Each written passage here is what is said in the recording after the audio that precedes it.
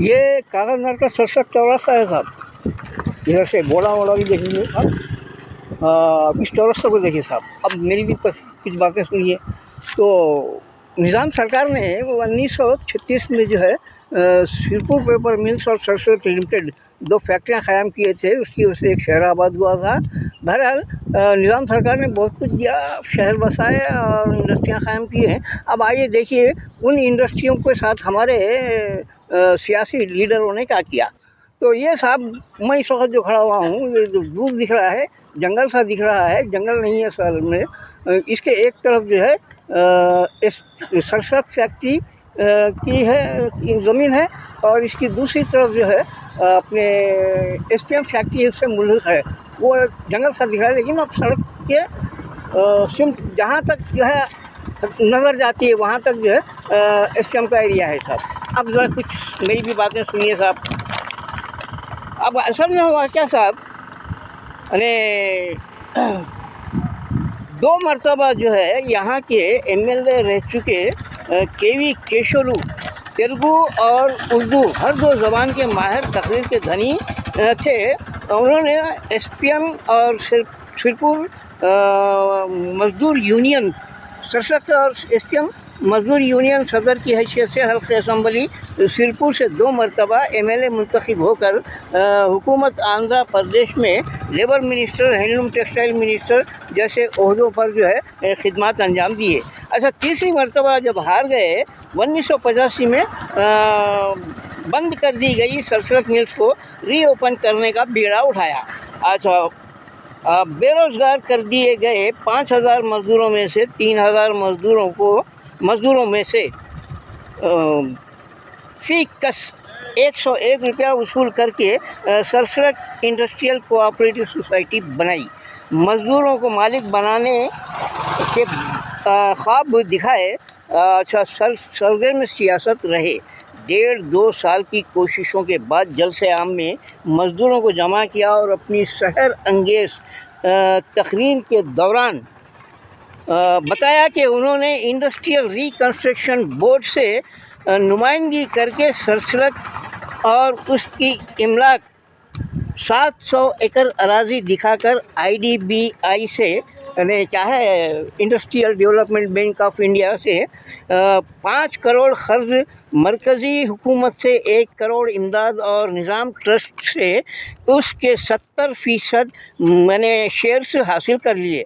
अब सरसों रीओपन से पहले मज़दूरों के ज़ायद 3 लाख रुपयों से इंदिरा गांधी का मुजस्समा हैदराबाद में तामीर व तनसीब करना चाहता हूँ। आपको मंजूर है क्या? शहनशीन से करीब बैठे उनके कारकुनों ने मंजूर है कहते हुए केशवलू जिंदाबाद नारे लगाए। अच्छा, जलसा बर्खास्त हो गया। इलेक्शन की नोटिफिकेशन जारी होने के 2-3 माह पहले पुराने गेट को वास्तव के मुताबिक वास्तव के खिलाफ करार देते हुए सुनसान जगह पर नया गेट तामीर किया। हम उसी तरफ जा रहे हैं साहब। 200-300 मज़दूरों को भर्ती करके सरसों को रीओपन किया गया। इस हिकमत अमली के बावजूद केशवलू हार गए तो उन्होंने सरसों को दोबारा बंद करवा दिया। अब आइए साहब, यहीं पे आ रहे हैं हम। यहाँ नहीं, ये पुराना गेट है साहब। यानी सरसों का जो गेट था वो उसको जो है वास्तव के ख़िलाफ़ है कह के बंद करा दिए। जो लबे सड़क पे था उसको बंद करा के क्या करें, यहाँ सुनसान एरिया में जो है यहाँ गेट क़ायम करें। क्योंकि अब यहाँ नाला था तो इस नाले पर ये ब्रिज बनाने के लिए भी कलेक्टर से नुमाइंदगी करके हुकूमत से ये 5 लाख रुपए मंजूर कराए साहब, और ये तामीर किए इस पर ये ब्रिज आने जाने के लिए, और ये रहा गेट। अब उसके बाद क्या हो गया साहब, जब कंपनी बंद हो गई तो अब उसके बाद केशवलू साहब के बाद जितने भी लीडर्स आए वो सब जो है यानी मज़दूरों के बकाया जात की अदायगी के लिए नुमाइंदगी करने लगे। अब हुकूमत से रुजू हुए साहब, तो हुकूमत ने क्या किया, इसको इस सरसरक फैक्ट्री को जो है लिक्विड करार दे दिया साहब।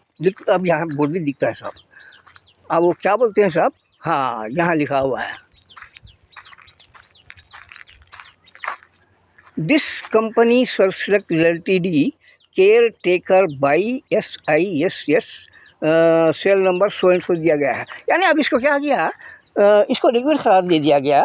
और उसके बाद जो है जब नुमाइंदगी की गई मज़दूरों की दुहाई भाईजात की दुहाई देते हुए, तो हुकूमत ने भी क्या किया, यानी हुकूमत ने नहीं, अदालत ने इसको बेचने का फ़ैसला सुना दिया। हालांकि क्या है, तारीख़ी इमारत जैसे ताजमहल, गोलकुंडा और चारमीनार वगैरह ये बेचे नहीं जा सकते, तारीख़ी विरसा होते हैं, ये बेचा नहीं जा सकता। उसी तरीके से रोड, डैम और जो है क्या है वो आपके प्रोजेक्ट्स और बड़ी बड़ी इंडस्ट्रियाँ कौमी जो है होती हैं, कौमी विरसा होती हैं, मिल्कियत होती है, उसको भी बेचा नहीं जा सकता। लेकिन हालात ऐसे पैदा कर दिए गए कि सरसरक को बेचना पड़ा। तो अब ये देखो साहब, ये सरसरक का जो नया गेट है, ये भी क्या है, बोसीदा हो गया, खुला। और इसके अंदर जितने भी जो है बड़ी बड़ी इमारतें थी साहब, वो सब इमारतें जो खंडर हो गई थी, अरे कमबख्तों ने उसको भी नहीं छोड़ा साहब, उसको भी तोड़ फोड़ कर उसमें जो गैलर लोहे के बड़े बड़े गैलर इस्तेमाल किए गए थे, उसको तक चुरा के बेच दिया गया साहब। ये गेट से जो है सरसरक की पूरी मशीनरी बेकार यानी चुरा ली गई साहब, और खाली जंगल सा उगाया साहब इस फैक्ट्री में। अब उसके बाद क्या हो गया साहब, जब अदालत ने इसकी बेचने का हुक्म दे दिया, तो कागज़ नगर क्या है साहब, रियल इस्टेट कारोबार का हब बन गया। इस सरसरक के जो है तकरीबन क्वार्टर्स, पूरे क्वार्टर्स और उसकी अराजी जो है बेच दी गई साहब, बिक गई। और ये सरसरक जो है एक रियल इस्टेट का हब बन गया। बस आज के लिए इतना ही साहब।